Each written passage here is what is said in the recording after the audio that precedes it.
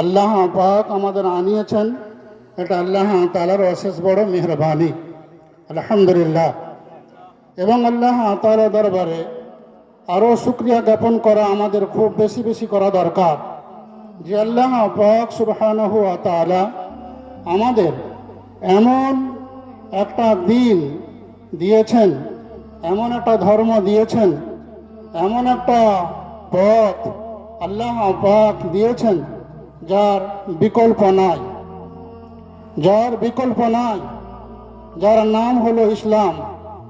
আল্লাহ পাক আমাদের সেই ইসলামের মতো দৌলত দিয়ে, ইসলামের মতো নিয়ামত দিয়ে, ইসলামের মতো উপহার দিয়ে আল্লাহ পাক সুবহানাহু ওয়া তাআলা আমাদের দুনিয়ার জীবনটাকে সুন্দর করাতে চান, এবং মরণের পরে আখিরাতের জীবন, যে জীবনের কোনো শেষ নাই, লা মাহদুদ, যে জীবনের কোনো অন্ত নাই, সেই জীবনের কামিয়াবি এবং সফল কাম এবং নাজাতের জন্য আল্লাহ পাক সুবহানাহু ওয়া তাআলা ইসলাম নামক দৌলত আমাদের দান করেছেন, আলহামদুলিল্লাহ।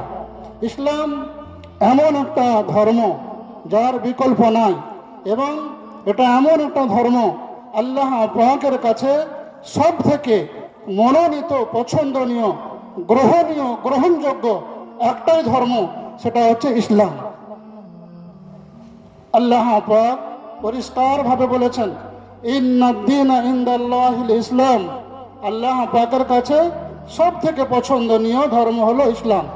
কোনো মানুষ যদি কামিয়াবি চায়, সফল কাম চায়, দুনিয়ার শান্তি চায়, আখিরাতের মুক্তি চায়, তো তাকে ইসলামের সমস্ত বিধিবিধানগুলো নিজের জীবনের মধ্যে, নিজের বাড়ির মধ্যে, নিজের এলাকার মধ্যে, নিজের রাজ্যের মধ্যে এবং সারা বিশ্বের মধ্যে প্রতিষ্ঠিত করার মেহনতে লেগে যাওয়া।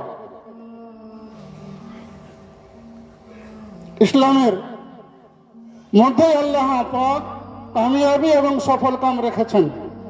ইসলাম ছাড়া অন্য কোনো নিয়মের মধ্যে, অন্য কোনো পথের মধ্যে, অন্য কোনো ধর্মের মধ্যে আল্লাহ পাক কামিয়াব রাখেন না। ইসলামের ছোট ছোট বিষয়, ইসলামের তো কোনো বিষয়কে ছোট বলাই যাবে না বা ভাবাই যাবে না। ইসলামের কোনো বিষয়কে ছোট ভাবাই যাবে না। কিন্তু আমরা সচরাচর যেটাকে ছোট বলে ভেবে ছেড়ে দিই, অবজ্ঞা করি, মানি না, ওই রকম একটা ছোট ছোট জিনিস যেগুলো আমাদের কাছে ছোট মনে হয়, ওইগুলোকে যদি আমরা আমাদের জীবনের মধ্যে ফুটিয়ে তুলি, বাস্তবায়ন করি, তো দেখা যাবে আল্লাহ পাক ওই নিয়মের মধ্যে, কানুনের মধ্যে, সুন্নতে নববীর মধ্যে আল্লাহ পাক এত ফায়দা, এত লাভ রেখেছেন যেটা মানুষের কল্পনার বাইরে। বিশ্বনবী জনাবে রাসূলুল্লাহ সাল্লাল্লাহু আলাইহি ওয়াসাল্লাম যে সামান্য যেটা পানি পান করা, জি, আমরা এটাকে মামুলি ভাবি, জি, দাঁড়িয়ে দাঁড়িয়ে ঝেড়ে দিলাম, খেয়ে নিলাম, গ্লাসটাকে ধরে, জগটাকে ধরে ঘট ঘট করে দেখলাম না, বসলাম না, আগেও আল্লাহ তাআলার নাম নিলাম না, পরেও প্রশংসা করলাম না, জি। যারা বিশেষজ্ঞ, যারা স্বাস্থ্যবিদ, যারা গবেষক, তারা ইসলামের এক একটা বিষয় নিয়ে গবেষণা করে, তারা চিন্তা করে, তারা পথ পেয়ে গেছে, জি।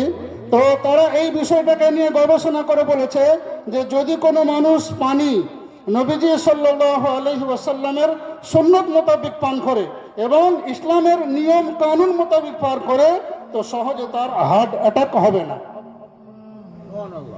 হার্টের রোগে ভুগবে না। আমরা পানি খাই দাঁড়িয়ে দাঁড়িয়ে,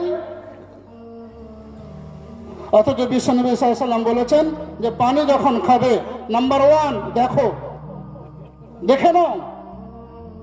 দেখো, ডান হাতে ধরো, বিসমিল্লাহির রহমানির রহিম পড়ো, 3 শ্বাসে, 3-এর অধিক শ্বাসে পান করো, আর শেষে আলহামদুলিল্লাহিল্লাযী সাকানা আযবান ফুরাতান বিরহমাতিহি আলাম ইয়াজআলহু মিলহান উজাজান বিরহমাতিহি, বা অন্তত আলহামদুলিল্লাহি রাব্বিল আলামিন, এতটুকু।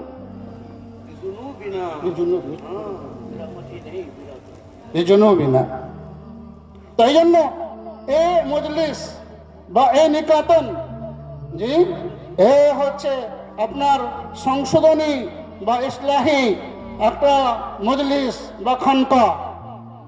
হজরত হজরত জীবন মানে তাঁরা এত তীক্ষ্ণ দৃষ্টি রাখেন যে মজলিসের সমস্ত সাথীদের ওপর, সদস্যের ওপর বা যারাই আসেন এত তীক্ষ্ণ দৃষ্টি রাখেন সংশোধনের জন্য, যে সামান্য কোথায় বসার মধ্যে ত্রুটি, জি কোথায় মানে আপনার কথা বলার মধ্যে সেগুলো লক্ষ্য করছেন, কোথায় আপনার মেসোয়াক আছে, প্রতিটা বিষয়ে নজরদারি।